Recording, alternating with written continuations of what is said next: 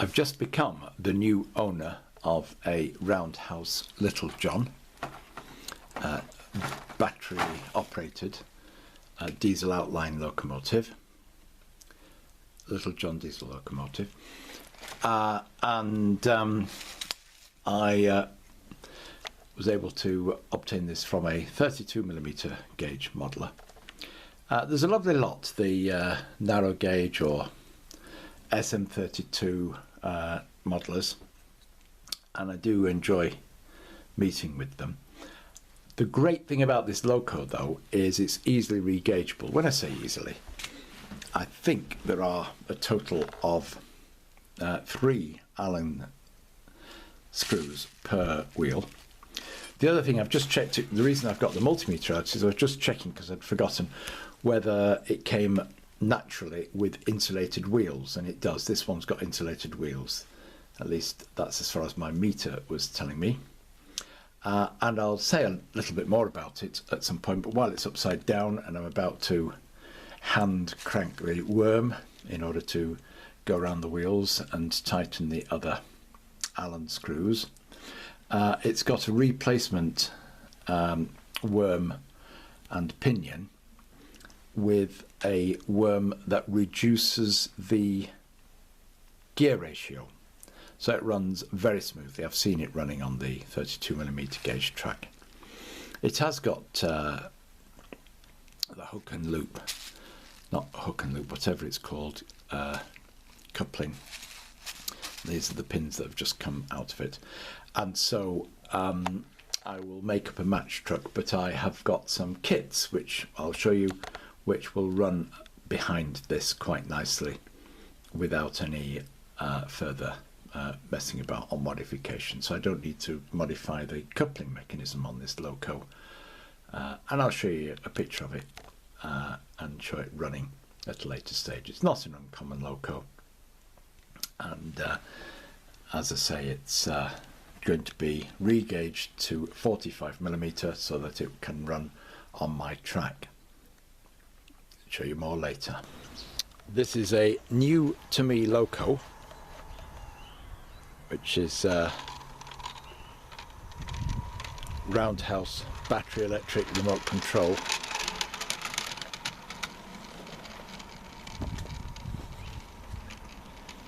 I'm using it with the supplied remote controller, which has got the couple of washers on to allow it to be set to a speed, and then you can take your hand off. This has got replacement worm and gear to reduce the maximum speed a little bit, and it gives me an opportunity to use my kit built MDF trucks. Points aren't quite set right up there. Oh, that's a sudden stop.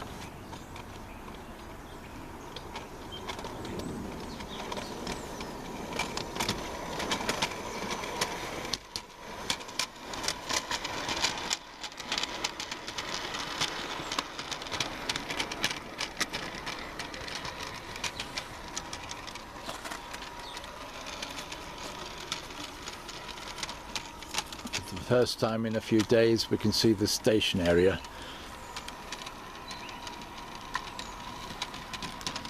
I've not touched anything, just reappeared from the snow. Past rhubarb crossing.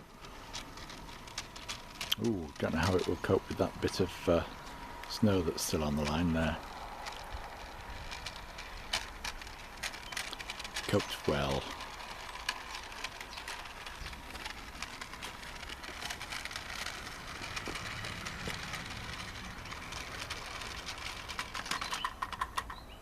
Didn't like that.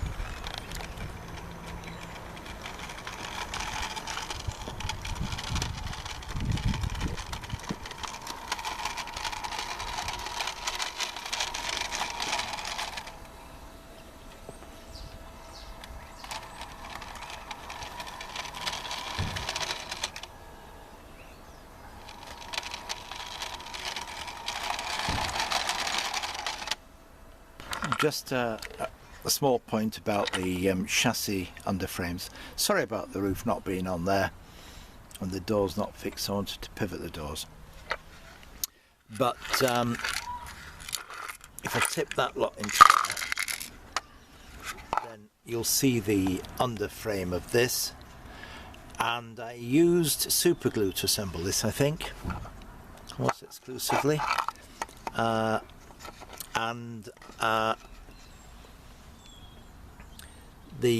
Didn't use enough glue, or the glue wasn't strong enough, so I'd have to think about it. So it won't stand a lot of banging down. Obviously treat all your stuff with great care, but it did manage to shear one of the axles off. A little bit of rough treatment on this where it was banged about, and so as a result of that I've got these to put back. I've got I think I've got to look for. We've got 2 complete axle boxes there, all 4 bearings, 4 washers, but I do have something missing, so I'm going to have to look around in my boxes to see where that could be. But that's rough handling has caused that to happen to that, but this looks the part with that loco. And at some point I am going to show you a comparison of the size and running of this with the Mamod loco, which is a fair bit larger, a good 20%, 25% larger than this one in terms of the size of the loco. And so its 45mm gauge track might look different, but we're not worried about that, are we? And of course a standard does not come with radio remote control. And now a shot of it doing a circuit without me following it, if it will focus.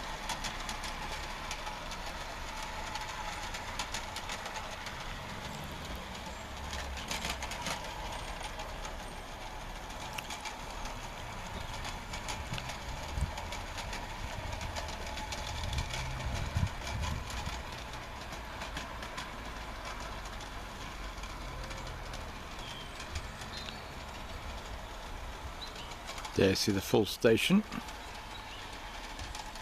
And you lose focus. It's not a bright day.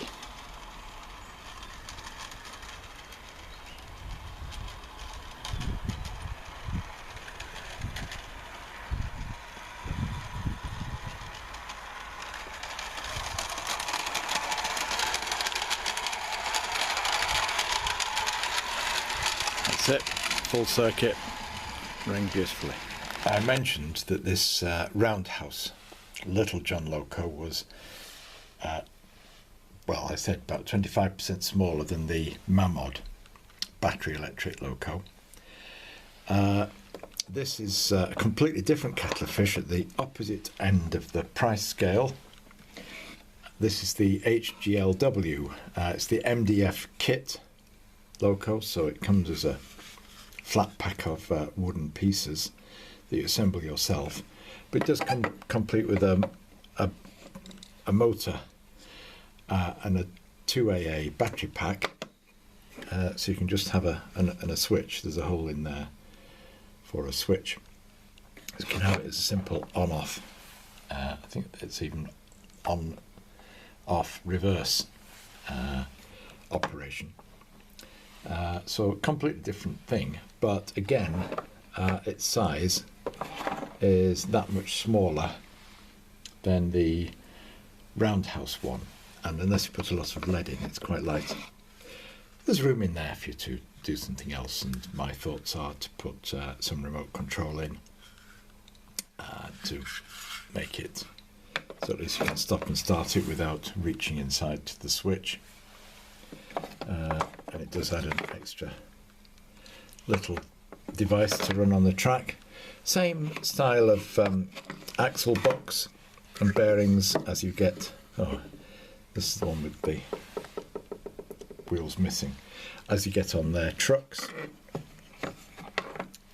but in brass running, axles running in brass bearings, so that runs quite reliably and quite well, so it's quite an effective thing. And I just happened to paint mine because I had a rattle can of blue with the blue paint. And there's lots of more detailing that obviously you can add to it. Can't remember what came with it, detailing wise. Might have been very basic and be left to you to do the detailing.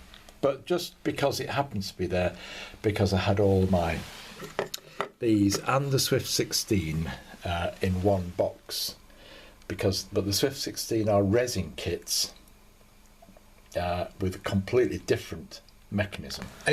HGLW, can't remember whether they got them from Back to Basics or not, or whether the Swift 16 came from Back to Basics. Anyway, look, nice free running wheels in those bearings down there. About £18 that was, I don't know. These I paid £21 for. I don't remember why. This Swift 16 one's resin, a resin model. Different mechanism. It's dual gauge, depending on how it goes, but it's brass. And until I run them in, even though I've cleaned up the brass, and I think I might have said this in another video, there's quite a bit of friction, and it's nylon filled resin wheels on these. Those ones on here are slightly larger wheels than the wheels that are on the multiple plank wagon, but that's the principle here. The brass tube is glued into this axle support on the underside. That's quite free on that one, not running under its own steam because the wheels are very light, but freely enough running. This one needs freeing off a bit, and the wheels are a bit smaller. So nylon wheels running in those brass tubes as opposed to metal wheels with bearings. As it happens, I happen to prefer that method of wheel and the fact it's got metal wheels to this method. However, they're both a low-cost way of getting some stock, and it's that sort of stock that you run with 3-link chain behind these style locos.